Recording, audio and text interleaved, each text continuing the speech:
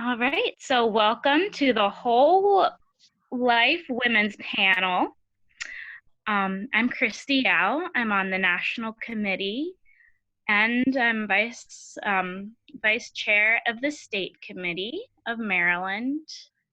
Other, things about me. I'm newly elected to the board of the Consistent Life Network. I'm also a staff writer for Rehumanize International. And I'm a graduate student at Tarleton University, studying professional writing. Could our panelists introduce themselves and tell us a little bit about themselves and why they're here? I'm Lois Kerschen. I'm new to the Solidarity Party. I'm also on the board of the Consistent Life Network, co-founder of Democrats for Life, retired teacher, and I'm also a writer and editor. I'm Jacqueline Abernathy, and I'm not nearly as cool. I shouldn't have gone last. Because when I listen to you guys and your affiliations, and that's just awesome. I'm a professor of public administration at Tarleton State University in Fort Worth, Texas. I've written stuff for Rehumanize and the Consistent Life Network, and I'm big supporters of them, but I don't have any official roles in the capacity. So just happy to be here. Thank you for including me. Oh, you're welcome. And she's also a 2020 delegate for the American Solidarity Party. Oh, look at that. I have an affiliation. All right. So my first question for you guys was, what does being pro-life for the whole life mean to you? I guess, Lois, do you want to go first? Well, that is a phrase that was started with Democrats for Life. And it means being pro-life from the womb to the tomb. It means more that we adhere to the principles of consistent life, and that being pro-life is more than just opposing abortion. It is opposing all violence that threatens human life. And it means that, specific to the abortion issue, that we're not just pro-life to birth, but we're pro-life to support the mother throughout childhood, that we're there for her, that we're trying to eliminate the poverty that maybe made her consider aborting her child to start with. But poverty is life-threatening also. Healthcare, if it's inadequate, that's life-threatening. And all the other parts of the consistent life, war, euthanasia, the death penalty. It just means every aspect of life respecting human dignity and the right to life. Thanks. Jacqueline, would you like to respond? Yes, ma'am. So essentially, pro-life for the whole life for me, and by the way, I did not know that Democrats for Life coined that phrase. I love that. Thank you. Is essentially not getting to cherry pick who you want killed and who you don't.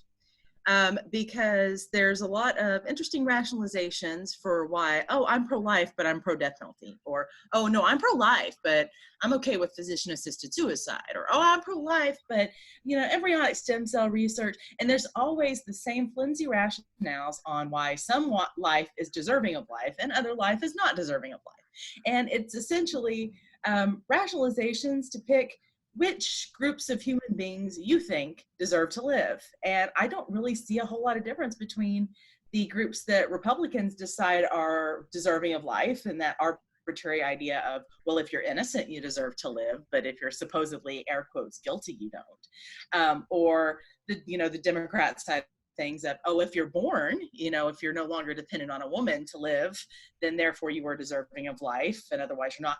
To me, it's two sides of the same coin. And my idea of being pro-life for the whole life is not the classic seamless garment view of, in order to consider yourself a pro-lifer, you've got to support a whole litany of social programs. Of course, I'm with the American Solidarity Party, so I do. I support a litany of social programs because I think that they are the right thing to do. not necessarily because I think that that's what the definition of being pro-life is. To me, the definition of being pro-life is you don't make people dead, period. Unfortunately, I would really like if we could support women more. I really would like, I do support programs that deal with poverty and other reasons why women feel coerced into abortions. But to me, I'm fine with just defining being a pro-lifer as you don't kill anybody. There we go. That's good enough for me. You don't necessarily have to be pro-universal health care or, you know, pro the social programs I support in order to be pro-life. I don't put that sort of a you know, gatekeeper stamp on it. To me, just consistently nonviolent, consistently from the second a human being comes into existence to the second that they leave naturally. That is the lifespan, and we don't kill anybody. We just don't kill anybody. You don't make people dead, essentially, is to my idea of pro-life for the whole life. I really like that. Don't make people dead. I'm definitely going to use that. Actually, I stole that one. I stole that from Mark Shea. I was having a conversation with him, and he's like, you know, it's not that hard. You just don't make people dead. I'm like, if I ever get a blog, that's what I'm going to name it. You don't make people dead. Yeah, and I've had those conversations with people like, well, why don't you think we should be allowed to do this and that? And I'm like, well, that's a great way of putting it. You can't make people dead. I love that. So why do you see being pro-life as being pro-woman? And is this central? Like, is being pro-woman being central to being pro-life? Is being pro-life being central to being pro-woman? Is there wiggle room? Does one define the other? Lois, do you want to go first on this one? Because I'm currently pregnant and I got a lot to say about it.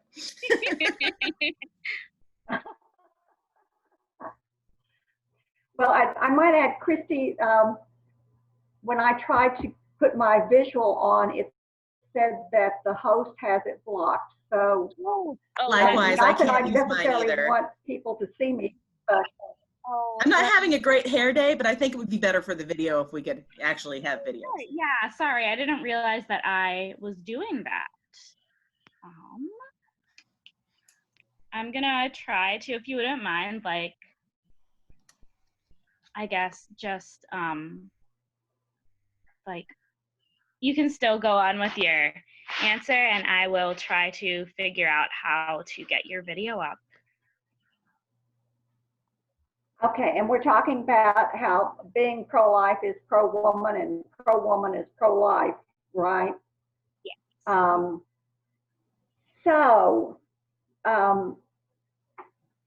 There are so many issues, so many problems in our society that affect women particularly, like domestic violence, give birth.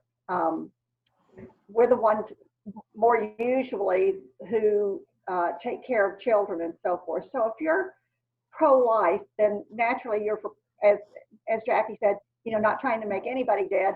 But so we're trying to keep women alive.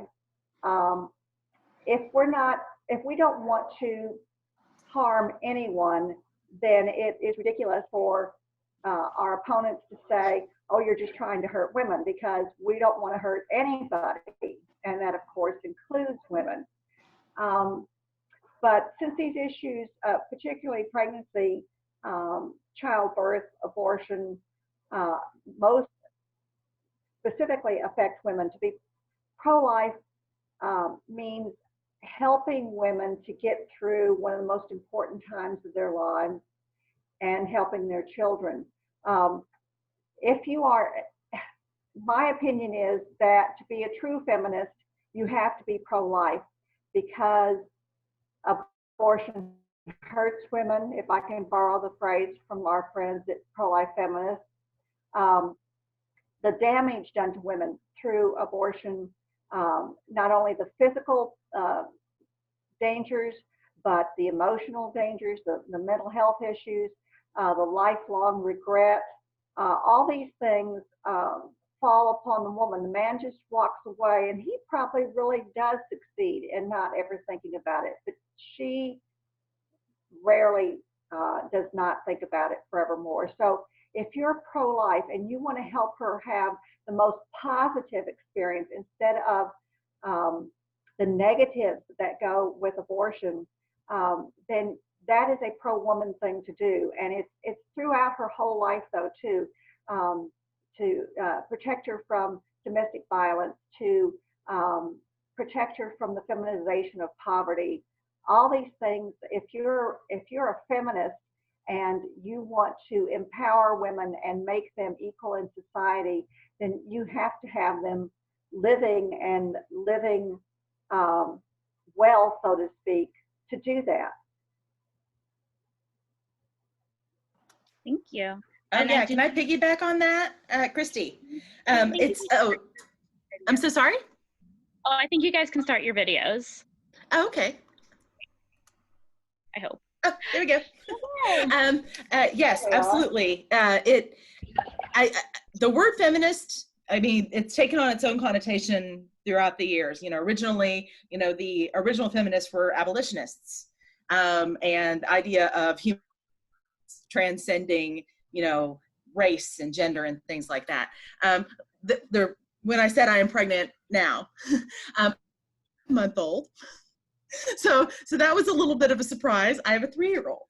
And there's something that, and here's my bringing, there's something called natural law, and things are not even. It's not even because we have pro-life being synonymous with abortion, because the majority of the carnage is for the unborn. It's not necessarily the death penalty and euthanasia and things like that. These things are equal, in my opinion, in worth, because human beings are equal in worth. But because abortion is the preeminent pro-life issue, it more affects women than it affects men, because we are the ones that carry babies. We're the ones that get pregnant. And it's incredibly dismissive when, people say, oh, well, abortion is a matter of convenience, because when it's a man that says that, does not understand exactly how inconvenient it is to have yourself cut open, to have a baby taken out of you, which I've had happen twice and about to have happen a third time. And hyperemesis gravidarum, which I had with my daughter, which was absolutely debilitating. My ability to take care of myself was limited by the fact that I was pregnant, and it made me sick all the time. And so to me, it's incredibly dismissive when we don't consider the pro-life issue to be a feminist woman's issue, because it disproportionately falls on us as women to be pregnant. And it's the only issue of its kind. It's the only issue where you have two human beings whose lives are equal in dignity and worth in the same context. You've got two, and it's not a battle, because it's not a battle, but sometimes we have hard circumstances where there are trade-offs that have to be made. But exactly, basically having abortion kind of allows men to treat women as if we're warm inflatable dolls and not human beings, and we could be used as objects. We can be thrown away.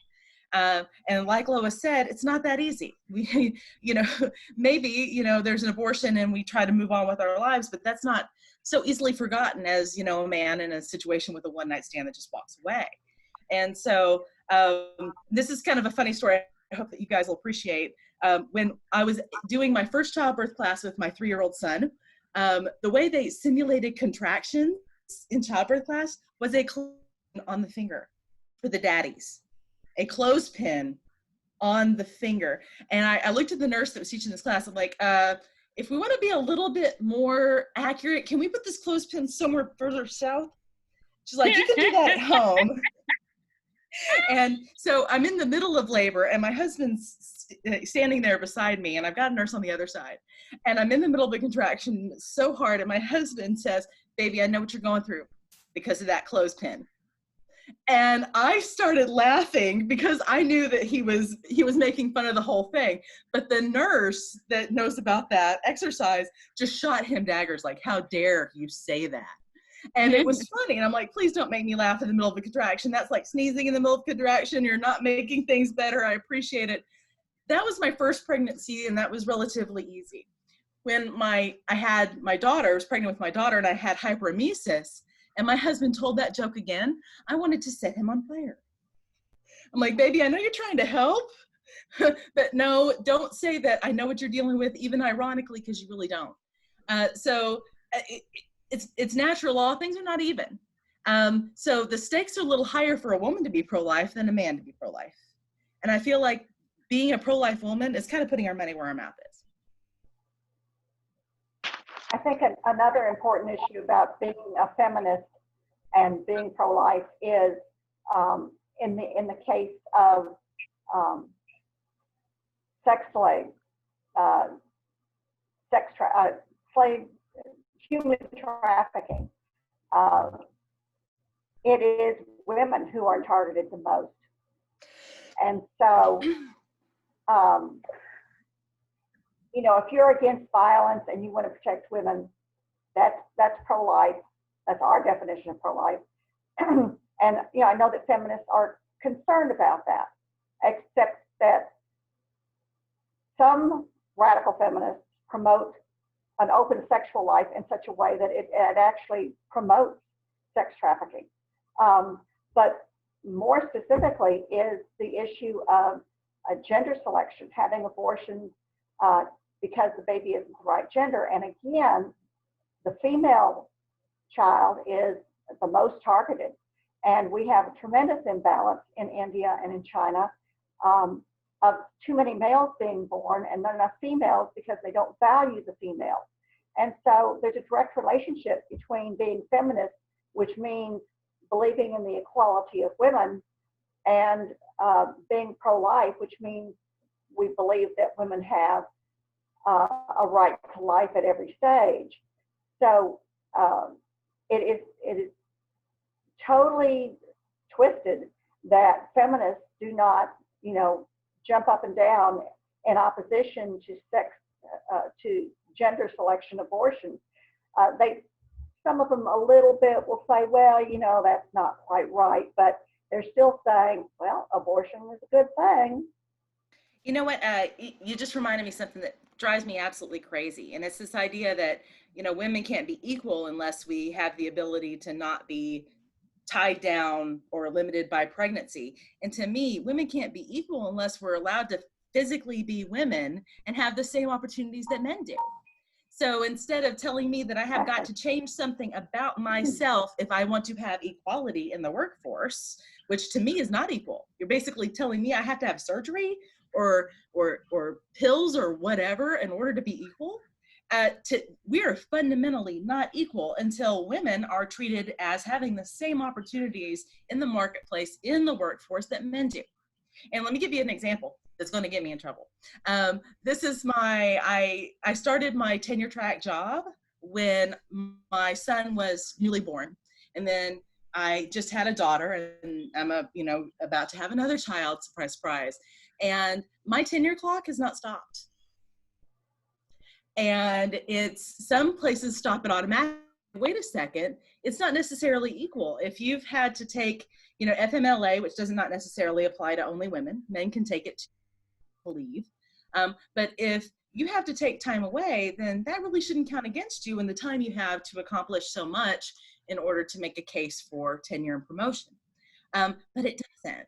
I mean, that's something that I need to look into on my own, but I've asked about it. And when I've asked about it, you're so early in the process that we only stop the tenure clock when you're closer and it might matter. Well, to me, it does matter. I paramesis for 9 months, and then I had a preemie, and then I was writing syllabi from the NICU, and then I was, my maternity leave, I was working, I was teaching. I was teaching from home, but I was still teaching. And to me, if we're gonna have equality, the idea that, the newfound feminists say in order to be equal is, well, you have to have the access to contraception and abortion, so, you have the ability to compete. Well, basically that's saying that a male body, a sterile body is what's normal, and my body is wrong or abnormal, even though I represent 51% of the population. So that bothers me too. I know we're going off on the whole pro-life thing, but to me, you can't separate being, pro-life, pro-human dignity. You can't separate that from racism either, or sexism. It's innate human dignity for all human beings, regardless of location, race, creed, ethnicity, nationality, anything. I mean, to me, it's one big package. You don't make people dead, yes, but you can't use those arbitrary characteristics of humanity in order to decide who gets to live and who doesn't. And we have the issue with immigration law too. So all kind of woven in. Well, if you consider that being pro-life is, in a sense, anti-violence, it is a violence against women to insist that they mutate, and perhaps we could use the word mutilate themselves, to be equal to men. It's like you said, the men are set as the standard for normal, and we have to change ourselves to be like men. And that's not really equality, being like each other. It is having equal rights while being ourselves, just like with minorities. I'm a black or brown or Asian person, but I'm not going to mutate myself into a white person to have equal rights with them. I should be allowed to have basic human rights as I am. Yeah, I guess it depends on what you consider to be. I consider just about differences are real, but they have nothing to do with our humanity. A tall person is no more a human than a short person. A dark person is no more human than a light person. But if these are reasons to treat people preferentially or punitively, we have ourselves a problem. And I see the pro-life issue as intrinsically linked to the idea of human dignity and equality across the board. Thank you. So now I'd like to go into a little bit on how the American Solidarity Party can help with these issues. How can the American Solidarity Party kind of help build women up, especially those facing crisis pregnancies? So, just make it part of our policy. Part of our policy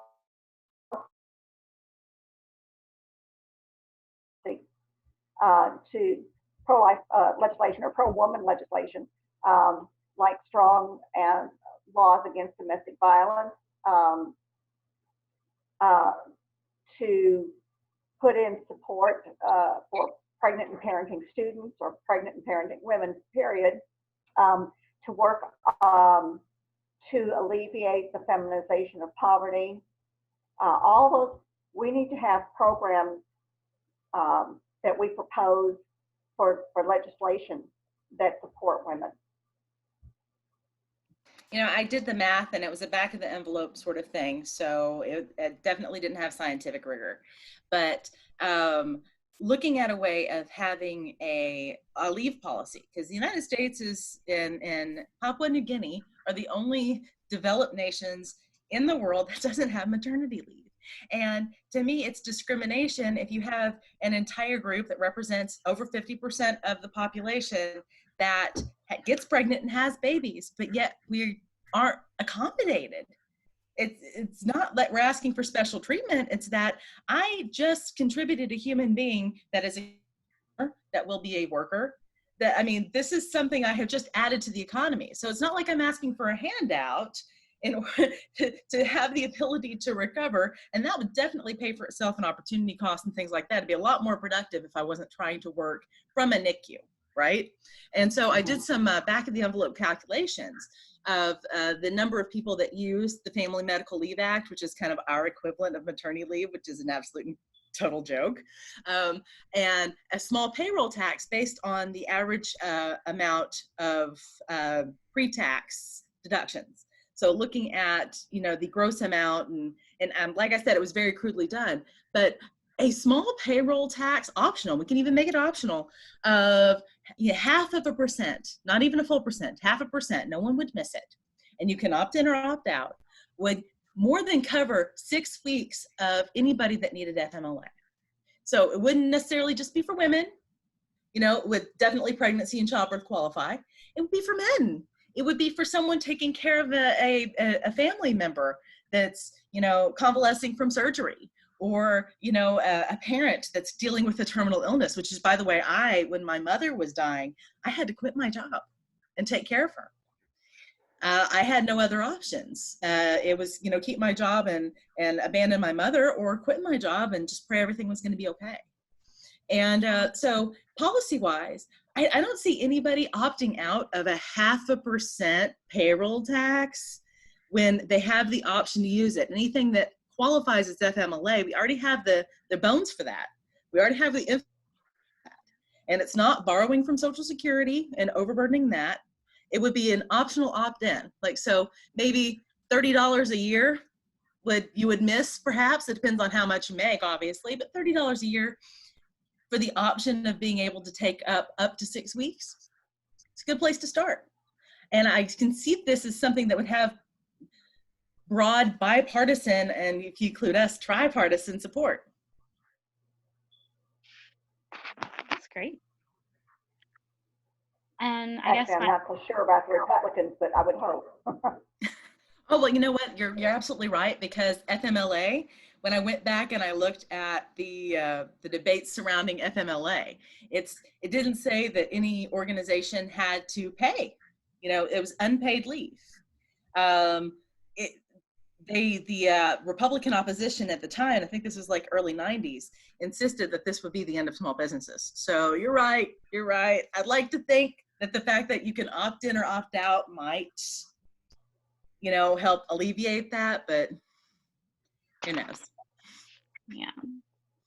So I really liked kind of, this is, I don't know, jumping into another subject, but I really liked how Jacqueline, before, about, I don't know, like an hour and a half ago in our delegate meeting, you pointed out what are the demographics of the National Committee, like especially how many women are there on there. And that's something I've definitely noticed, like as a woman in the American Solidarity Party, especially a young woman in the American Solidarity Party, there are different obstacles we have to face. And that's just being realistic. And so how do you guys think we can make sure women are having their voice heard in this party and that we do have equal representation in the American Solidarity Party? Well, that is something too that I noticed immediately when I started looking at, pardon me, at who was involved, and I wasn't seeing very many women, and I wondered about that. I think it's just happenstance most likely, but that means that we need to promote the party to women. And so there needs to be a serious recruiting effort to get women involved. I agree. This might be a little bit of a departure, but one of the reasons why classes in elementary school and middle school and some high school classes are not co-ed is that they found that, you know, young men are more likely to speak up, and young ladies and women in general are not as likely to. And it's easier for those voices, maybe culturally, or just maybe for, you know, just differences in the way we advocate for ourselves. It's easier for our voice. I think it would be really great next big election, next presidential election in 4 years, all Carol Patel, yay, 2020. But it would be really good to have, as the face of our party, maybe consider nominating a woman, you know, at least as VP. And that way it's clear that it's not, you know, another male party voice for males. And also considering how our kind of our wheelhouse and our go-to is we are pro-life, I think it's important to have female leadership, female faces. I'm just waiting until I turn 34, 9 years, and then. Oh man, you just, man, I didn't realize that I'm a grown-up until you said that. I don't know. Well, thank you guys so much for being here. I think our time is coming to a close. I want to give Jacqueline and myself a little breather time before we have our next delegate meeting. So thank you both so much. This was really, like, I really enjoyed this. I really enjoyed talking to both of you. I definitely look forward to working with both of you more in the American Solidarity Party, hopefully. And yeah, thank you so much. This was so great, I think. It really was. Thank you for inviting me, Christy. I appreciate it. And it's a pleasure to meet you, Lois. You've got legendary status. I've heard so many wonderful things about you. So it's nice to actually get to see your face.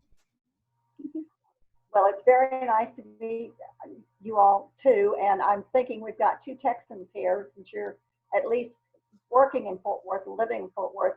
And we just had a question pop up from chat about being the only woman to come to participate in the ASP Texas convention. And I just want to say that I was signed up for that, but I didn't get any reminders. And that's something we've got to be very careful about in our communication, is to send out the reminders, constant communication in a timely fashion, because we're busy people, and that was a particularly busy time for me, and I just didn't even have time to look at my calendar and see that that was going on until like it was a half hour after it was over that I saw the note on my calendar. So I definitely I've had that trouble too. The time zones would change from meeting to meeting, so I would miss it, and I'm like, okay, I'm here this time, and I'm like, wait a second, that was specific. Or there would be so many emails, the one that actually had the times in it got lost. So I basically made somebody and told them that it was their job to let me know when I'm supposed to be somewhere, which I guess is not altogether responsible. But it would be really great if we had on our website a calendar of events with links, one single place to go where people can stay abreast of things. I think that would be really, really helpful. It's a great idea. Hopefully at the new national committee, we can kind of work on our communication and kind of developing states communication and all of that. Great. Well, thank you guys so much. I look forward to talking to you later, Lois, in various groups, and I look forward to talking to you in 7 minutes, Jacqueline, at the delegate meeting. Likewise. All right. Bye. Thanks, ladies. Thank you. Bye. Thank you for doing this, Christy. Of course. Thank you for joining.